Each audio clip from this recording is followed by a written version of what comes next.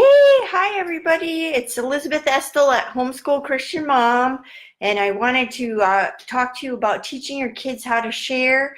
I do have a closed Facebook group, Homeschool Christian Mom. Head on over and jump on that. And then also I have a YouTube channel for my past videos, Homeschool Christian Mom. And anyway, I'm glad to have you here. I've written a blog article about teaching sharing, and I have my little monkey here to show you.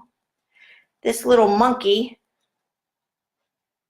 was with a Duplo set, and he helped us teach the children how to share because we had a whole play set, a whole zoo set that we got, but there was only one monkey. And when you have 2 or 3 or 4 children like we did, and there's only one monkey, that's a big problem because everybody wants the monkey. For some reason, the monkey is the best thing to have.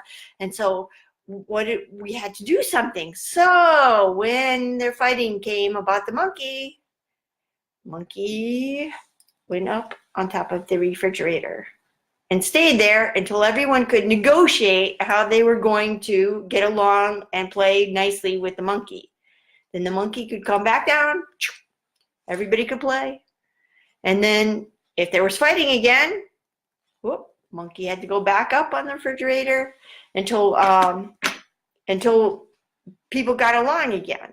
So when I'm talking about sharing toys with children, I'm talking about that one child has a toy and they're playing together. And it doesn't mean that this child gives up ownership of the toy. It just means that for a certain time, a different child gets to play with that toy.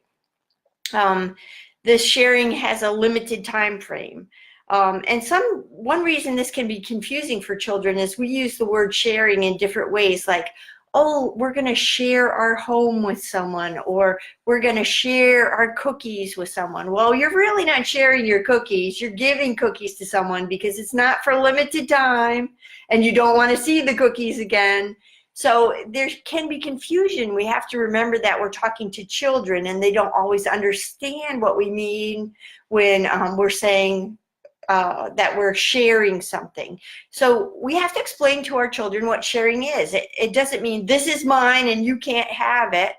This is mine, but I'm going to share it with you for a limited time. I'm not relinquishing ownership, but at the end of that time, I get the toy back. And why is teaching sharing important? Well, we didn't have the financial ability to buy the exact same toys for all 4 of our children so that they could be selfish and everybody could have the exact same thing. So financially, that would be impossible. And we wanted our children to get along with each other and be able to work with others. That is an adult skill that they would need.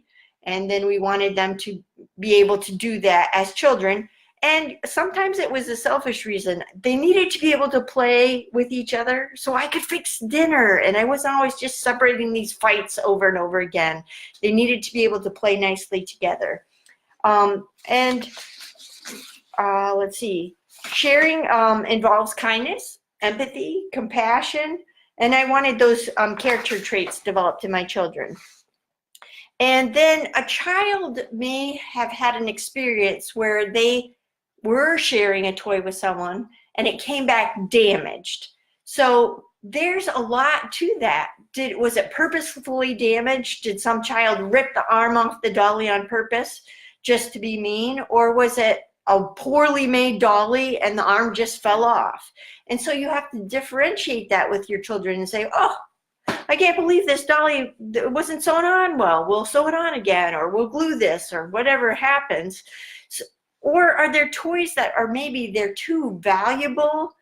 They came from great Aunt Nancy and they're so special that they shouldn't be shared.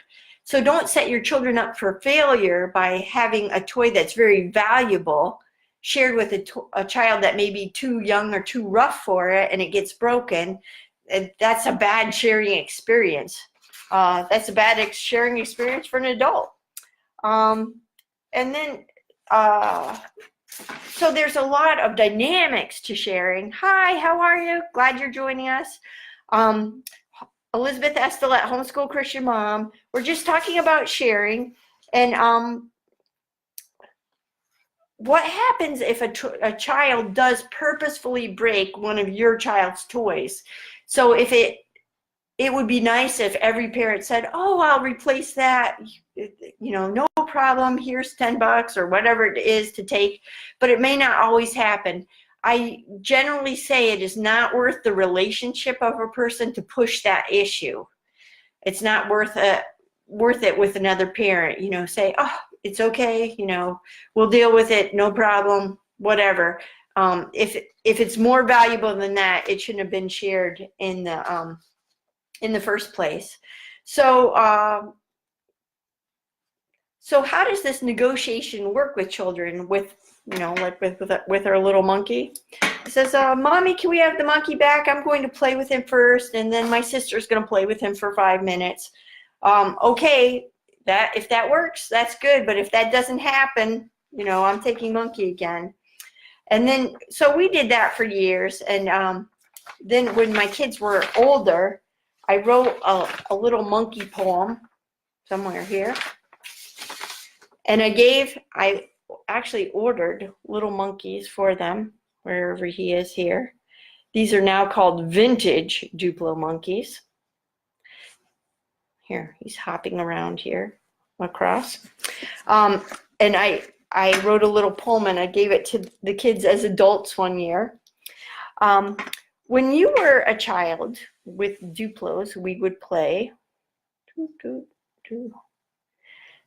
But you would get quite riled when Monkey would be stolen away. What is all the crying? What has happened now? Well, Monkey had been taken by a sibling somehow. Tears and cries continued. Peace was kept at bay. Then Mommy took the monkey, and no one got to play. When the fussing stopped, the negotiations began. Certain blocks were traded and peace was in the land. Then Monkey could come down from the shelf to play with you again. He'd go on all your adventures with your Duplo friends. You'd figure out a formula, an invention, a course to take, and working all together, a solution you would make. So here is a special monkey to remind you of those times and all the grand adventures found within your mind. You are conquering the world and finding out your place. All those skills you learned before will be needed in your race. Monkey will remind you as you go, as will this rhyme, of all those great adventures and those wonderful times.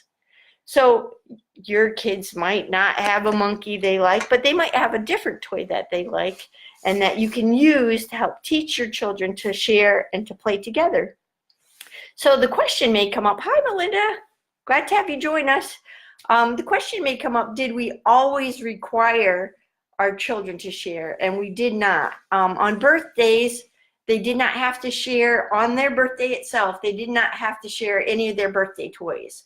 So on their birthday, the other kids got a small unbirthday present that they didn't have to share.